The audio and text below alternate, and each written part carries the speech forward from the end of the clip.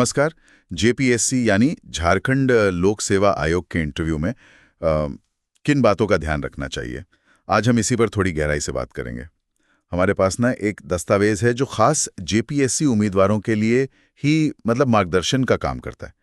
तो आज कोशिश रहेगी कि इस स्रोत से जो सबसे ज़रूरी अहम बातें वो निकालें। बिल्कुल।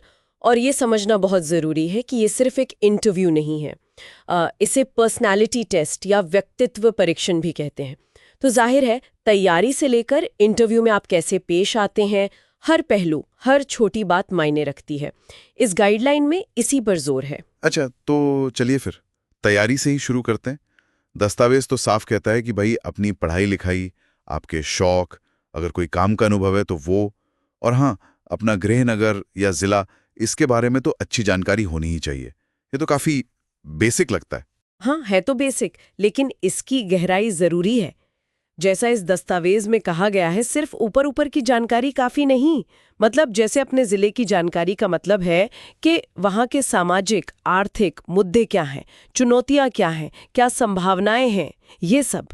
और साथ ही नेशनल और इंटरनेशनल करंट अफेयर्स, खासकर जिनका झारखंड से कोई लेना देना हो, और जो बड़ी सरकारी योजनाएं हैं उन पर भी अच्छी पकड़ चाहिए।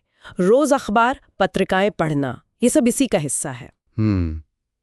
और ये जो व्यक्तित्व वाली बात आपने कही, उस लिहाज से तैयारी में क्या खास ध्यान देना है? हाँ, यहीं पर ये गाइडलाइन काफी काम आती है। इसमें कहा गया है कि कैंडिडेट को अपनी पर्सनैलिटी, अपनी स्ट्रेंथ्स, वीकनेस, इनका एक साफ अंदाजा होना चाहिए। सिर्फ जानना नहीं, बल्कि आप इंटरव्यू में इन्हें रखते कैसे हैं वो अहम है। आत्मविश्वास दिखना चाहिए, बिल्कुल, लेकिन गाइडलाइन कहती है कि ओवर कॉन्फिडेंस या बातें बढ़ा चढ़ाकर बोलने से बचना है। इसमें मॉक इंटरव्यू की सलाह भी है, ताकि वो जो असल इंटरव्यू का प्रेशर होता है ना, उसमें शांत रहकर जवाब देने की, बॉडी लैंग्वेज संभालने की प्रैक्टिस हो जाए। और हाँ, झारखंड राज्य की अपनी खास बातें, यहाँ का कल्चर, आदिवासी मुद्दे, हाल की कोई सरकारी पहल, ये सब अक्सर पूछे जाते हैं, जैसा गाइडलाइन में भी बताया है। ठीक है, ये तो हुई तैयारी। अब आते हैं इंटरव्यू वाले दिन पर। और इंटरव्यू के दौरान तो दस्तावेज उस वक्त के लिए किन चीजों पर ध्यान दिलाता है? इंटरव्यू के दिन की शुरुआत तो पहनावे से ही होती है। गाइडलाइन कहती है फॉर्मल कपड़े हों, सादे हों, साफ सुथरे हों और मौसम के हिसाब से। और टाइम पर पहुंचना, ये बहुत ज़रूरी है। देर करना अनुशासन की कमी का पहला इंप्रेशन पड़ सकता है। और अपने सारे ज़रूरी कागजात, जैसे call letter, ID proof, certificates वगैरह, वो सब तरतीब से साथ रखें। ओके। और जब पैनल के सामने हो, बॉडी लैंग्वेज, शारीरिक हाव भाव, इसका कितना रोल है? बहुत ज़्यादा। गाइडलाइन इस पर जोर देती है कि आत्मविश्वास से बैठें, पैनल मेंबर्स से आई कांटेक्ट बनाकर बात करें, पर घूरे नहीं। बेवजह हाथ पैर हिलाना या नर्वस दिखना, इससे बचना चाहिए। शांत और संयमित रहना, वो बहुत महत्वपूर्ण है। जवाब देते समय आवाज़ साफ हो, लॉजिकल हो बात, और कोशिश करें कि संक्षिप्त रहे। बिना वजह लंबा खींचने से बचें।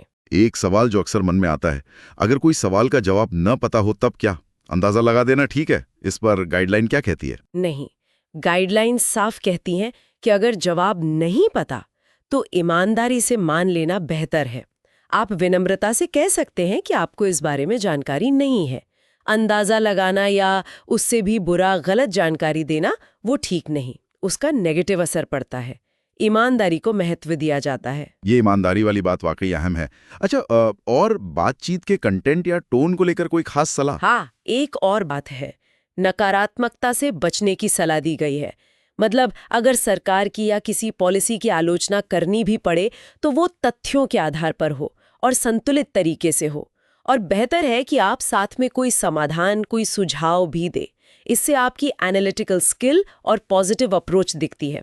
पैनल के सदस्यों के साथ विनम्र रहना, सम्मान दिखाना, उनकी बात ध्यान से सुनना और बीच में टोका टाकी न करना, ये भी बहुत जरूरी है, जैसा गाइडलाइन में लिखा है। कुछ और खास मुद्दे भी हो सकते हैं, जैसे धर्म, जाति या राजनीति से जुड़े सवाल। उन पर कैसी प्रतिक्रिया होनी चाहिए? इस बारे में गाइडलाइन क्या कहती है? अच्छे, इस दस्तावेज के हिसाब से ऐसे जो संवेदनशील विषय हैं उन पर बैलेंस्ड, निष्पक्ष और जो हमारा संविधान है उसके दायरे में रहकर जवाब देना चाहिए। किसी भी तरह का बायस या पूर्वाग्रह नहीं दिखना चाहिए। और मेंटली तैयार रहना भी जरूरी है। पैनल कई बार धैर्य और आपकी तर्क क्षमता परखने के लिए जानबूझकर थोड़े मुश्किल तनाव वाले सवाल पूछ सकता है। ऐसे में शांत और लॉजिकल बने रहना ही कुंजी है। एक और छोटी सी बात, आपने जिस भाषा में इंटरव्यू देना चुना है, हिंदी या अंग्रेजी, उसमें आपकी बात साफ होनी चाहिए, ग्रामर ठीक हो। अपनी बात को असरदार तरीके से रखने के लिए ये जरूरी है। और जब सब हो जाए, इंटरव्यू खत्म हो, प्रक्रिया के अंत में हाँ, तो अंत में जब इंटरव्यू खत्म हो रहा हो तो पैनल के सदस्यों को धन्यवाद कहना न भूलें और उसके बाद ज्यादा चिंता न करें, बस संयम से परिणाम का इंतजार करें। तो अगर हम इस पूरी चर्चा का सार देखें तो जेपीएससी इंटरव्यू की तैयारी सिर्फ किताबों तक ही नहीं है। मतलब तैयारी से लेकर इंटरव्यू के दिन आपका व्यवहार कैसा है, बातचीत का ढंग क्या है, सवालों के जवाब कैसे दे रहे हैं और आपका मानसिक संतुलन, हर चीज पर ध्यान देना होगा। बिल्कुल, निचोड़ यही है कि ये सिर्फ ज्ञान की परीक्षा नहीं है, बल्कि आपके व्यक्तित्व, आपके आत्मविश्वास, आपकी ईमानदारी, प्रेशर झेलने की आपकी क्षमता और आप कैसे संवाद करते हैं, इन सबका एक पूरा मूल्यांकन है। स्पष्टता, सकारात्मकता और विनम्रता ये सफलता की कुंजी है, जैसा कि इस मार्गदर्शन दस्तावेज से भी साफ पता चलता है। और जाते जाते एक सवाल छोड़ जाते हैं सोचने के लिए। ये जो सिद्धांत और सावधानियां जेपीएससी इंटरव्यू के लिए बताई गई हैं, जैसे साफ बातचीत, आत्मविश्वास, ईमानदारी, दबाव में संतुलन, क्या ये हमारी रोजमर्रा की जिंदगी में दूसरी जरूरी बातचीत या चुनौतियों में भी उतनी ही कारगर नहीं हो सकती?